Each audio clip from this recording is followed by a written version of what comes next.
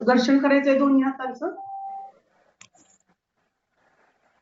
आता पहिल्यांदा जो मसाज केला होता तोच करायचा, कानापर्यंत न्यायचे अंगठी. थोडं वर. हा तोंड कवर करायचंय. आता आपण मानेला थोडं रिलॅक्स करणार आहोत. 1 2 आणि सावकाश सोडायचं. पुन्हा एक दीर्घ श्वास घ्यायचा. ओम त्र्यंबकमचा जप करणार आहोत. 11 वेळा आपण ओम त्र्यंबकम म्हणणार आहोत. सगळ्यांनी म्हणायचंय.